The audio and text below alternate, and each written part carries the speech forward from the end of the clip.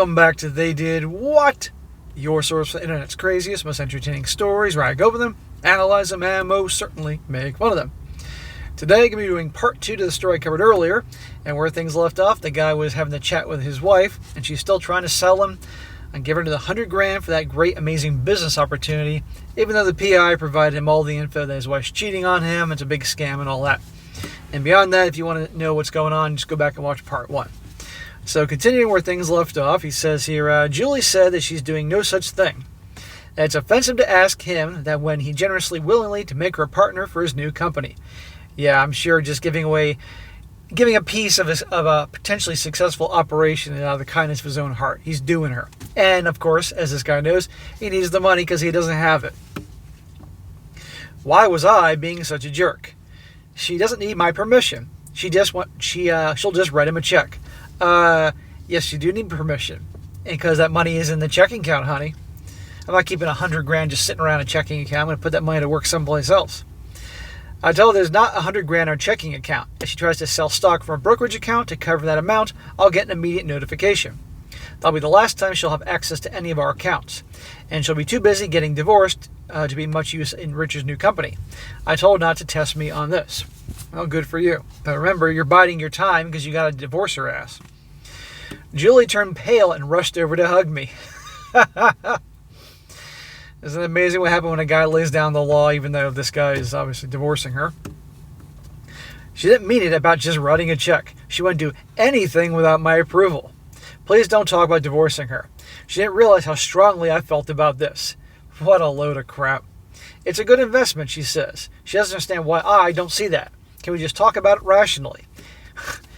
Okay, you want a good investment, take that $100,000 and put it in the S&P 500. I'm sure you'll be smiling in 10 years.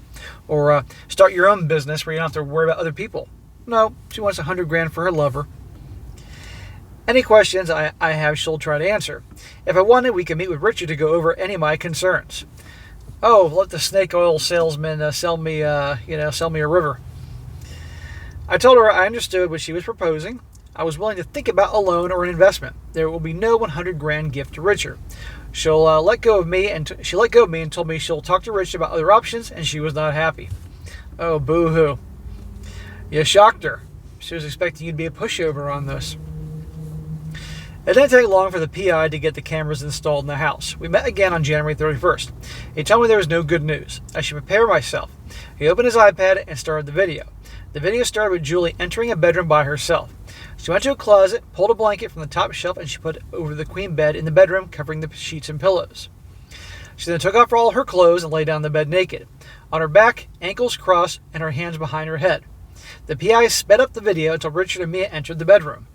All smiles. Mia asked for help with the clasp on her dress. Julie got up and to help Mia undress, kissing Mia's neck and back as Julie unzipped her dress. Dude, is this a story about your crazy wife and divorce, or are you writing erotic fiction here? Richard watched Julie undress Mia. When Mia was naked, they both helped Richard take off his clothes. They all got into bed. Richard laid on his side while Julie and Mia got it on. While Mia was pleasuring Julie, Julie used her hand and then her mouth on Richard. I told the PI to shut it off. I'd seen enough. Yeah, I think you saw enough. The PI told me he has the film of 3 of their sessions. 3. All basically the same. This was not a one-off. Julie, me, and Richard were lovers. I asked the PI if they talked about the new company in any of the recordings. I wanted to know if Julie's betrayal of me was also a financial one. He said he watched all the videos. Richard asked Julie once when he can expect the money, and Julie replied, soon, that she's working on me. 3 lovers in the same bed kept you pretty busy. They didn't do a lot of talking. Yeah, I don't think they'd be talking about business and finances while, I thanked him for his help and asked if he had a divorce lawyer he can recommend. The PI gave me the name of someone he works with. He told me the lawyer is a shark, and I also asked him for contact information for Richard's ex-wife. Aha, that will be useful. I called the lawyer and he gave me from the car. We set up an appointment for the following Friday afternoon. I then called Richard's ex. We met a few times at the company parties. She remembered who I am. I told her that Richard was setting up a new management company using his brother as a front to hide money from her and her kids. I gave her the name of the new company and its EIN. EIN is Employment Identification Number. I asked her for the name of the attorney she used in her divorce. She gave me the name and phone number. She told me the woman was vicious, but thought she only took on female clients. She thanked me for the information about the company her ex-husband planned to start. I called the attorney Richard's wife gave me from the car. I told her what I discovered about Julie and her lovers. She told me the best thing to do was try to reconcile with Julie. Fat chance there. Maybe do marriage counseling. Yeah, like the marriage counselor that Julie's sister was going with, who was telling her that basically it's all right for her to have lovers and all that. Yeah, no thanks. I told her we are divorcing. The attorney told me to forget about Julie's infidelity, claiming infidelity will only make things very difficult and very expensive. Revenge is very costly. We should just work out an equitable division of our assets and a fair alimony for Julie.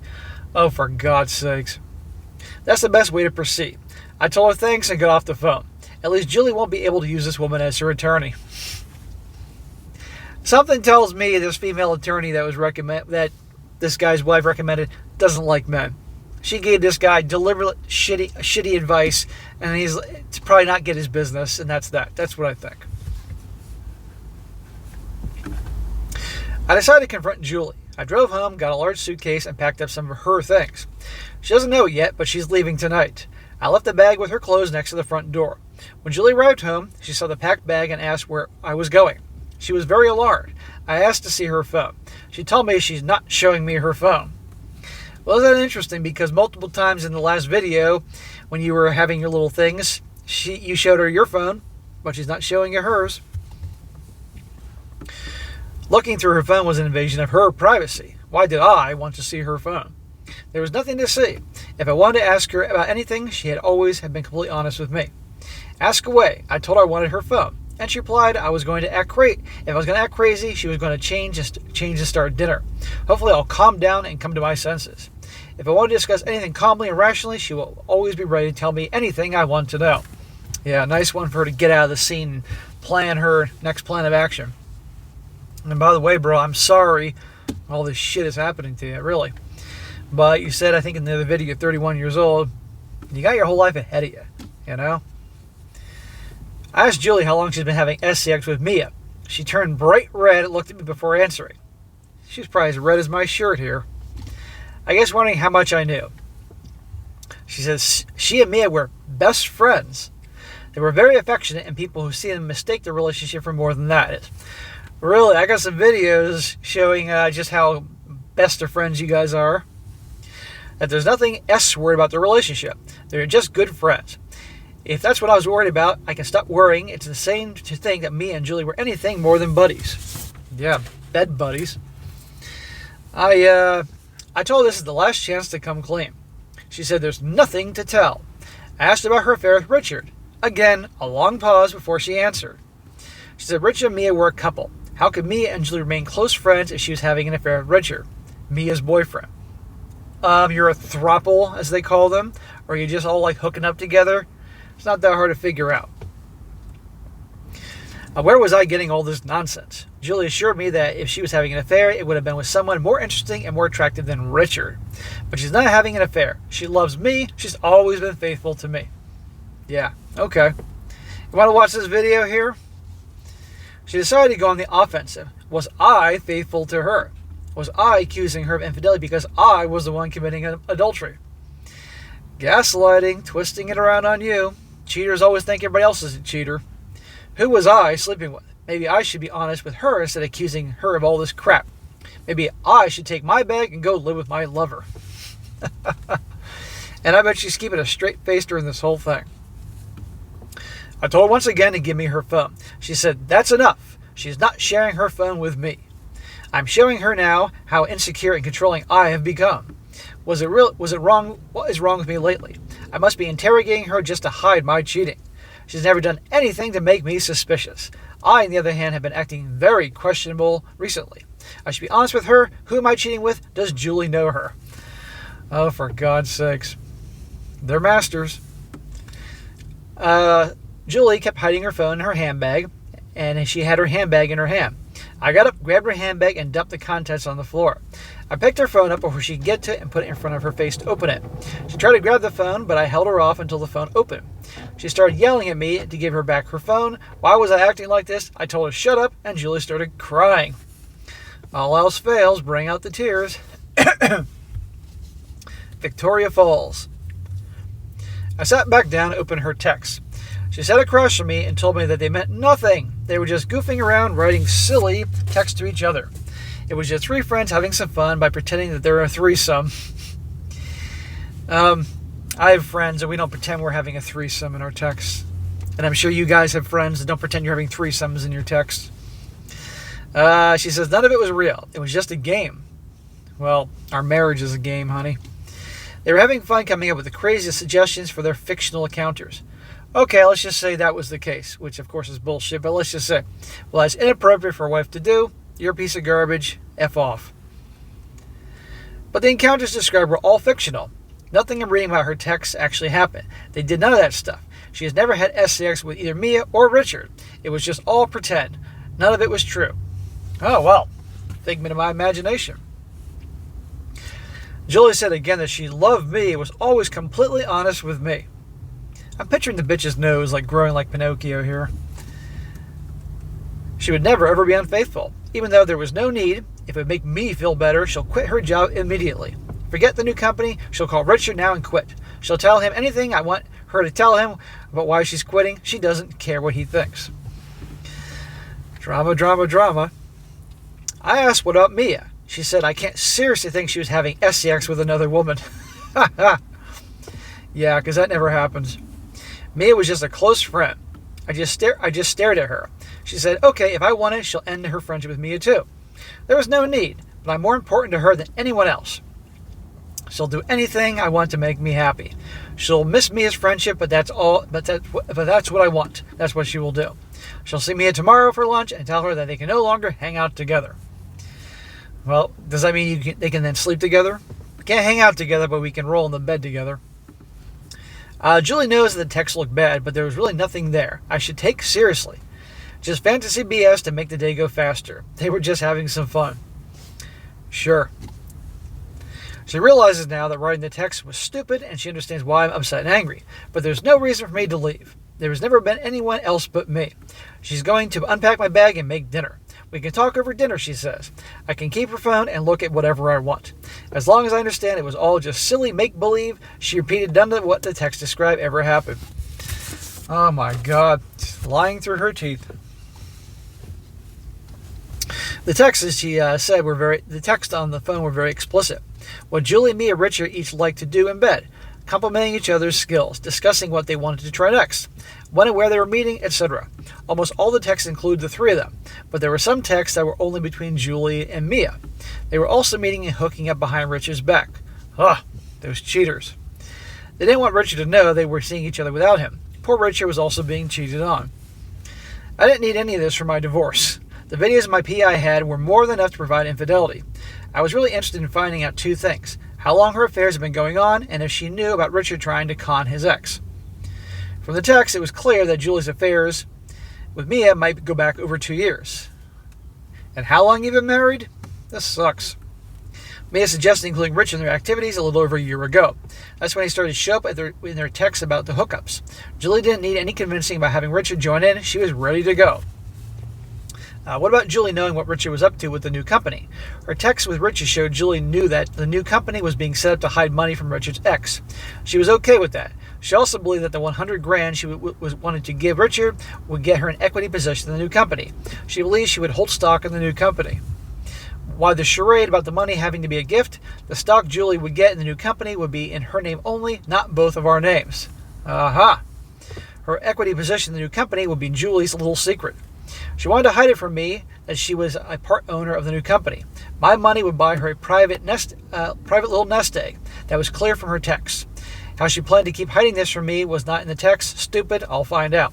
That's why she wanted the Post-Nup agreement, so then when she got a piece of the company and it was doing well, she could divorce you and you couldn't get a piece of it because you had the Post-Nup. That's what she was going for. What wasn't in the text was that Richard probably wanted to be a gift because he had no intention of letting Julie have stock in the new company. Why would he give Julie and me 50% of the new company? His ex-wife is currently getting 50%. He'd still be losing half the profits with Mia and Julie as co-owners. But now he'd be committing fraud by hiding the money from his wife. He's no better off, money-wise, with Julie and me as partners than he was before paying his wife. At least he's not committing a crime if the half goes to his wife. He's not planning to give Julie or Mia or his wife anything. He'll keep all the profits for himself. Now, if that was, it wasn't your money and it was her money and you were divorced and that happened to her, that'd be pretty funny. But that is your money. And what was Julie going to do when he reneges on his promises? Stomp her foot? She would have no legal recourse. She wants the money to be a gift. Once he had the money, there'd be no way to make Richard live up to his commitments. She has nothing in writing that I know about. She's a fool to trust him. It took some time to go through Julie's phone. While I read her text, she kept up a constant jabber about how it was all just fiction. That she was always faithful to me, and I mostly tuned her out. When I'd seen enough, I gave her back her phone. I picked up her wallet and checkbook from the stuff from her handbag still a pile on the floor. I took all her credit cards and put them in her checkbook in my pocket. I told her she could leave now.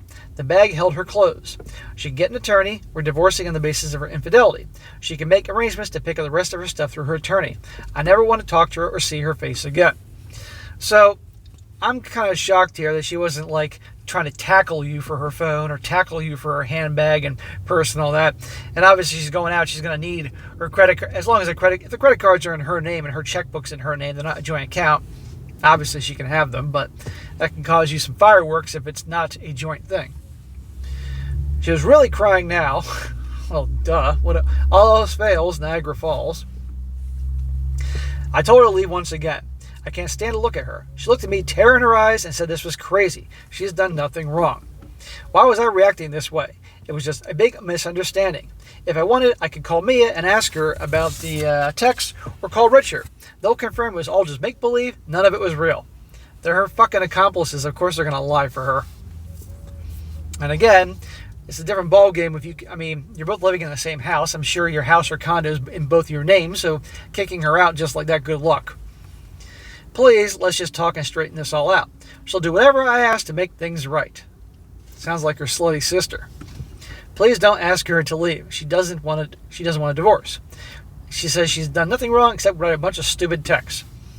I told her I had a video of her, Mia, and Richard in the bedroom of the furnished house they were trying to rent. Oh, I'm sure that scared the bejesus out of her. Julie stopped crying and suddenly turned very pale. Yep. Probably as white as this paper. She said that wasn't possible. How could I possibly have video? First, she, me, and Richard were never in bed anywhere together. Second, I could possibly have video inside a property they were trying to rent. That would be illegal. I told her we had permission from the owner to install cameras. I had everything I needed to divorce her for infidelity. Well, here we go. 5, 4, 3, 2, back to crying. Niagara Falls now. Sobbing. This is his words, not mine. Julie asked if she could explain. But I can explain. I said I wasn't interested in explanations. She should leave. Julie asked if we could just talk. She knows what she did was bad. Bad? That's what are you, fucking 4 years old? I was bad. She'll never do anything like that again. Oh, okay. That makes everything better. That Mia... Not her. Mia was a bad influence on her. She'll have nothing to do with her or Richard again. We can work this out.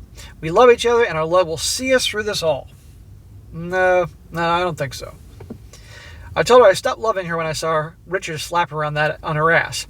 I started to hate her when I saw her and Richard's you-know-what in her mouth while Mia was going down on her. I told her again to get out.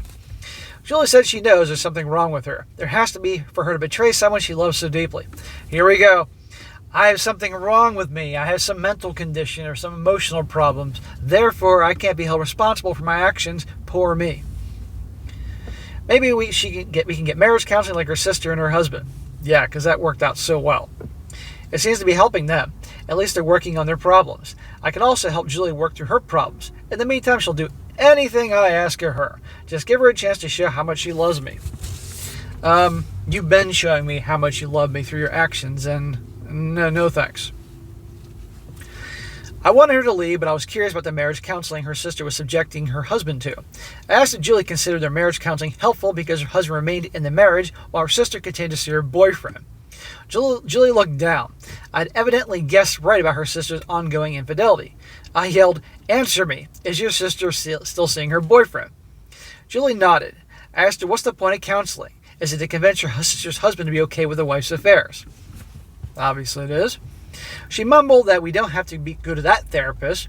We can find one that will help her work on her problems. I've done nothing wrong. I'm the perfect husband. Maybe she should find a therapist to see on her own. I'm not the one who needs help. She is. She'll get the help to be the perfect wife. She's willing to do whatever I think is best. I told you what I think is best. Till we divorced. Can you not get that through your sausage-sucking skull now? I told her what's the best is for her to leave. Now, if Julie cared for me at all, she should do as I wish and go. I got up and told her to get out. She should open her own bank account. She can live on what Richard pays her. She should probably get used to that. I moved the money out of our joint account. The stocks are being moved from our joint account to my individual account today. Credit cards in both our names will be all canceled. Good. Do that immediately. She can get credit cards in her own name. She stopped crying, now very serious. She said that the money was both ours. I can't steal the money and the stocks from her. I told her I'm preserving the assets until we can go before the judge. I'll do whatever a judge says I need to do. In the meantime, I'm preventing her from acting on her threat to give Richard the 100 grand. I'm just protecting our money, keeping it whole so that we still be there when the divorce is final. She said, I can't do that. I said I already did. Get an attorney. If she has a problem, let the attorneys fight it out.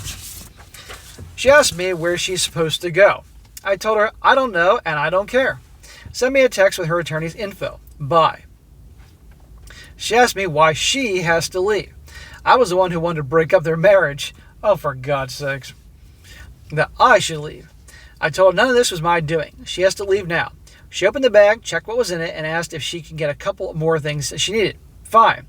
She came back with some more clothes and cosmetics, and she stuffed them in the bag. She asked if I can just calm down so we can talk. I just said, bye. Crying, she finally left. It's about goddamn time. As soon as Julie was gone, I called my brother-in-law. I told him Julie just told me her sister, his wife, is still cheating on him. Same guy.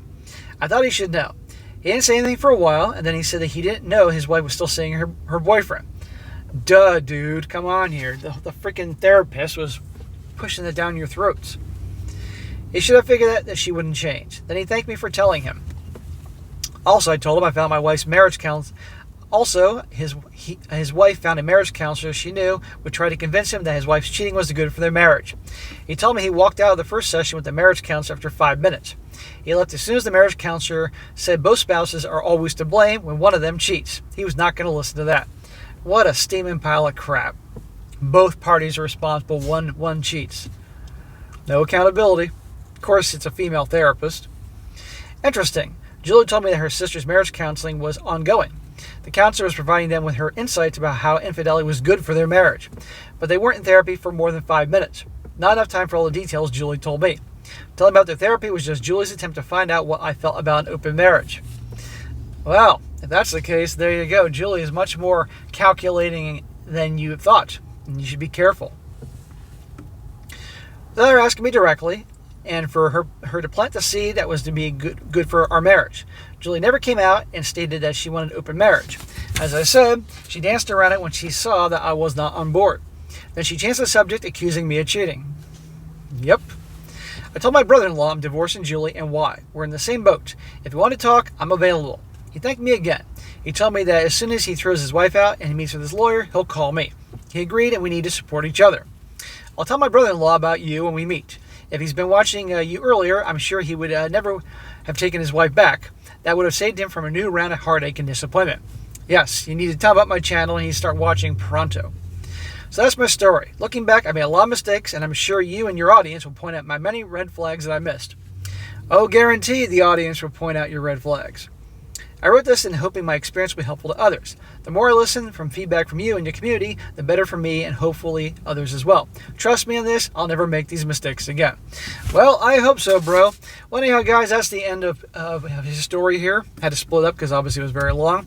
So, call me crazy, but something tells me we will hear updates down the road. And if you guys want to hear updates, let them know in the comment section. But, bro, get the right attorney. Listen to your attorney. Obviously, that female attorney was full of crap, and I think she just doesn't like working with men. That's just my opinion based on what I got out of that. Talk to a whole bunch of attorneys, because that way then your wife can't use them. And find one that's going to work for you and not give you some bullshit.